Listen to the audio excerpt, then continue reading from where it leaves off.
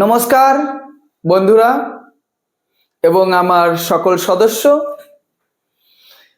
আমি তান্ত্রিক সম্রাট পণ্ডিত সুশান্ত শাস্ত্রী। আশা করি আমার সকল ভক্তবৃন্দ এবং সকল বন্ধু বান্ধবের শরীর সুস্থতা আছে এবং সবাইকে আমার চ্যানেলে সুস্বাগতম। আজকের বিষয়টা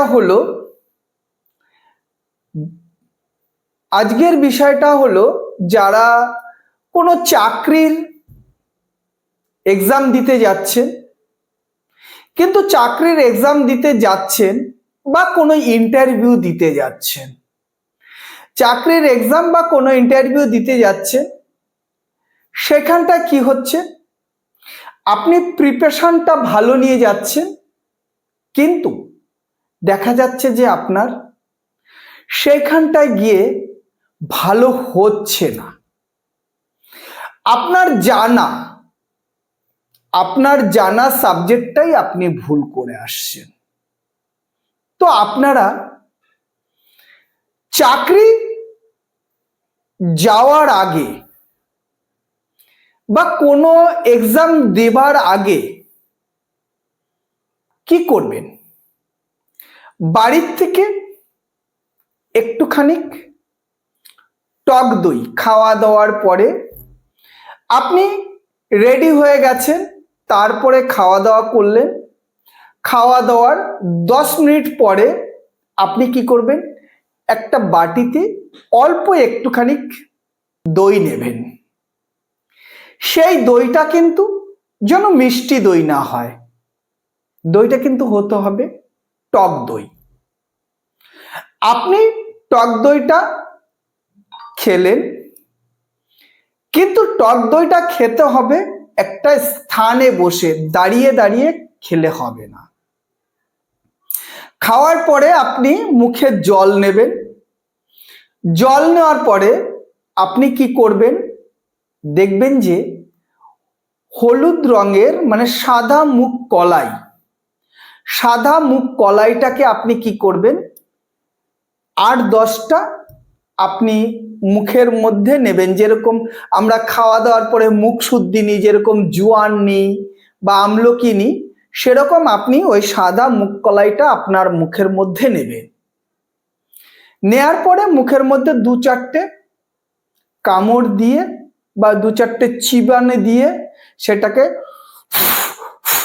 এরকম ভাবে আপনার সামনের দিকে ছুঁড়ে ফেলবেন। ছুঁড়ে ফেলার পরে কি করবেন? আপনি ওই যে ফু ফু দিয়ে ছুঁড়ে ফেললেন, ছুঁড়ে ফেলে দেওয়ার পরে আপনি ওর উপর দিয়ে সোজা হেঁটে চলে যাবেন, আর পিছনে বাড়ির দিকে তাকাবেন না। আপনি চলে যাওয়ার পরে ওই যে আপনি মাস কলাইগুলোকে ফুফু করে ফেলে দিলেন, সেইটা আপনাকে কি করতে হবে? সেটা হচ্ছে আপনার পরিবারের অন্য কোনো সদস্য ওইটাকে না ডেঙিয়ে পিছন থেকে একটা ঝাড়ু দিয়ে না, কিন্তু একটা কাপড় দিয়ে, সে কাপড়টা নোংরা হোক বা যাই হোক, সেই কাপড়টা দিয়ে ওটাকে এরকম ভাবে গুছিয়ে একটা সুন্দর একটা কাগজে রেখে দিতে হবে। আপনি যখন এক্সাম দিতে যাচ্ছেন তখন এই বিধিটা আপনি প্রয়োগ করে যাচ্ছেন। আপনি যখন এই বিধিটা প্রয়োগ করে যাবেন, দেখবেন আপনি যখন এক্সাম সেন্টারে বসবেন,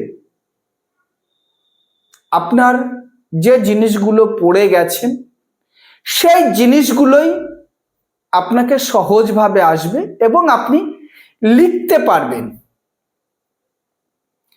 এবং আপনি যখন লিখতে বসবেন বা আপনি যখন এক্সাম হলে ঢুকবেন, দেখবেন আপনার সহপাঠী, আপনার সঙ্গে যারা এক্সামে বসেছে বা আপনার যে এক্সামার থাকবে, সেও আপনার দিকে সুদৃষ্টি দেবে। এবং যখন আপনি এক্সাম দেবার পরে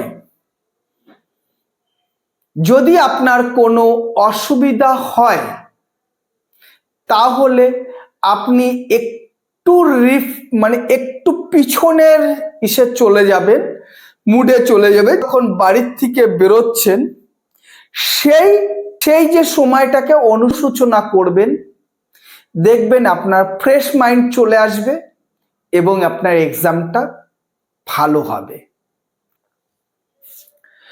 আপনারা আমার চ্যানেলে যারা আছেন, আমার সঙ্গে সাক্ষাৎকার করতে চাইলে আমার মোবাইলের স্ক্রিনে দেখবেন আমার ফোন নাম্বার আছে।